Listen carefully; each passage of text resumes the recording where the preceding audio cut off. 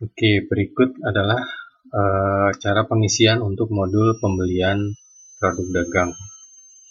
Jadi, kalau tadi sudah mengisi penjualan produk dagang, cara pengisian persediaan sama, hanya ini kebalikannya. Karena ini kan berhubungan dengan supplier, sedangkan kalau penjualan kan berhubungan dengan customer atau anggota.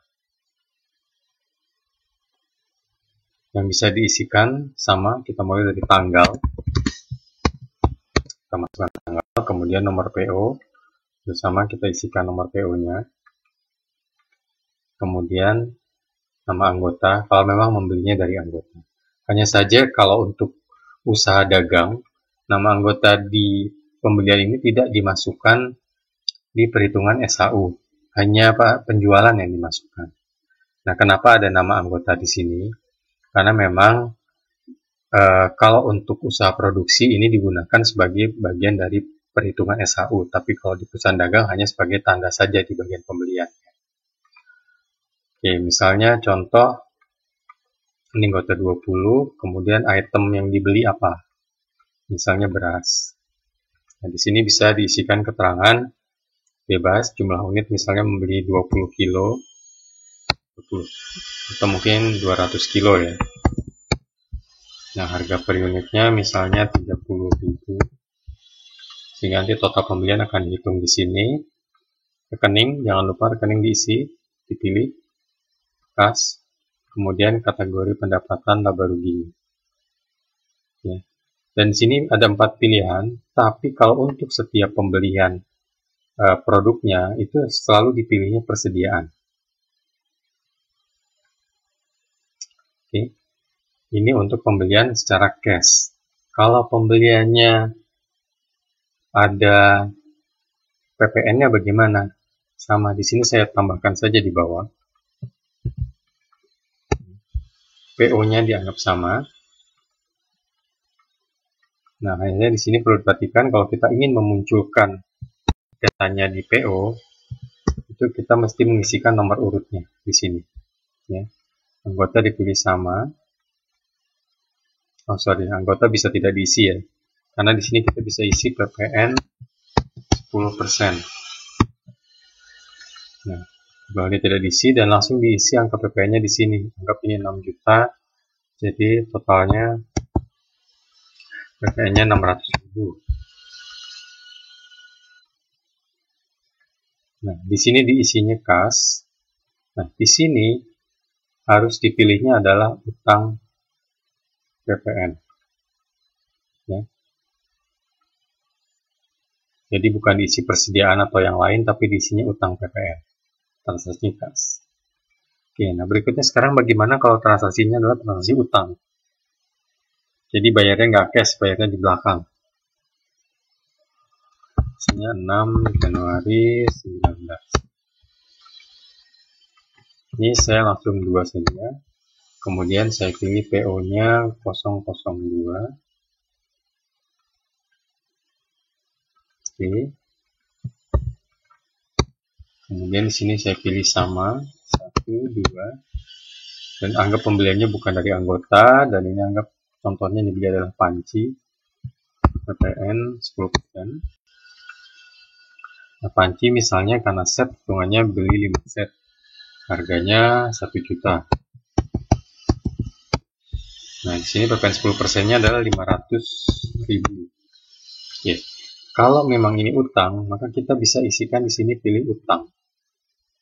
Nah, sekarang ini utang usaha anggota atau bukan anggota. Kalau bukan anggota, kita bisa isi ini utang usaha lain-lain. Ya.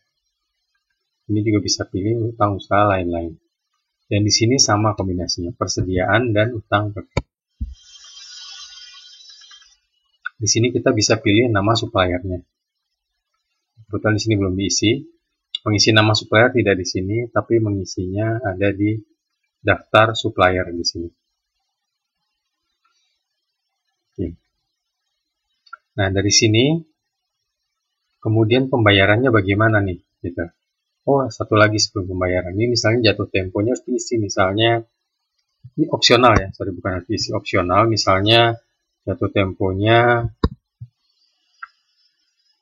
15 Januari 19 ya. Di sini 15 Januari ini untuk reminder aja, dan kalau ingin dilihat bisa dilihat di cetak PO.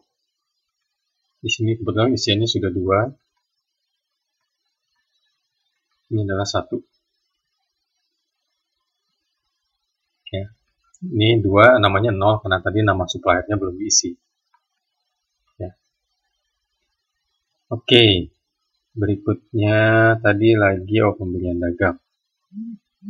Nah, di sini kemudian untuk pembayarannya bagaimana? Pembayaran tadi adalah jatuh tempo tanggal 15 Januari 19.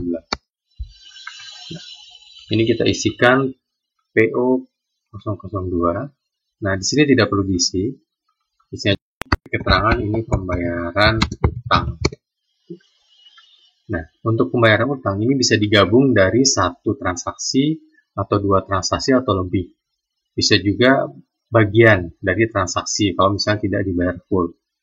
Jadi misalnya sekarang tadi transaksi total 5,5 juta. Kita hanya tuliskan di sini 5,5 juta.